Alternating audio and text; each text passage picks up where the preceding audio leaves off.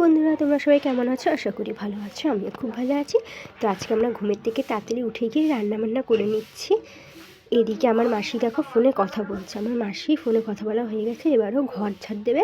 আমি ওর কাছে ঝ্যাঁটাটা খেয়ে নিচ্ছি, কারণ ও খুব বকবক করছিলো। বলছে হ্যাঁ, আমাকে দিয়ে তুই কাজ করাচ্ছিস।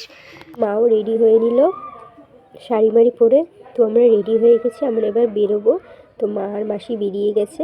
এবার যাচ্ছি আমরা রাস্তার দিকে। ভ্যানে যাব না টোটোয় যাব এখনও ঠিক করিনি। রাস্তায় যদি পাই তাহলে উঠে পড়বো। তো আমরা বলতে বলতে রাস্তায় একটা টোটোও পেয়ে গেলাম। তো আমরা টোটোতে উঠে পড়লাম। উঠে গঙ্গায় নেমে পড়েছি। আজকে গঙ্গায় যাচ্ছি কারণ আমাদের এখানে গণেশ জননী পুজো এবং মেলা হয়। যেই ঠাকুরটা, ওই ঠাকুরটা নাকি খুব জাগ্রত, আর গঙ্গা স্নান করে ওই ঠাকুরের মুখ দেখা নাকি খুব ভালো। তা আমরাও দেরি না করে তাড়াতাড়ি গঙ্গা স্নান করতে চলে এলাম। তা আজকে প্রচুর রোদ্দুর উঠেছিল, আমি গঙ্গায় গিয়ে বসে পড়েছি, আর রোদ্দুরে পারছিলাম না বলে। তারপরে মা নেমে গেল গঙ্গায় স্নান করতে। আমার মাসি গঙ্গায় নামতে পারছিল না, তো আমার মা হাত ধরে টেনে নিয়ে নামালো। তো সবাই গঙ্গা স্নান করে মা গঙ্গাকে একটু পুজো করে। এদিকে দেখো একটা ট্রলার ঢুকছে। ওই ট্রলারের লোকগুলো না আমাকে দেখছিল আমি ভিডিও করছি। এরপর আমিও নেমে গেলাম তাড়াহুড়ো করতে করতে আমি না পিছলা খাচ্ছিলাম।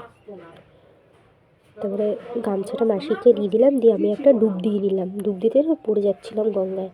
তারপরে আমাদের স্নান হয়ে গেছে।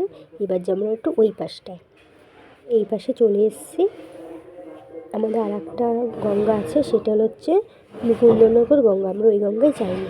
তো আমরা স্নান ধান করে তাড়াতাড়ি করে একটু তিলক কেটে নিলাম। আমার তো তিলক করতে খুব ভালো লাগে। এরপর টোটোতে উঠে ওই মন্দিরের কাছে চলে এলাম মায়ের দর্শন নিতে। এই যে মা গণেশ জননী মা, এটা তো আমাদের এখানে প্রচুর বড় করে মেলা হয়। তোমরা যদি মেলা দেখতে চাও তাহলে চলে এসো।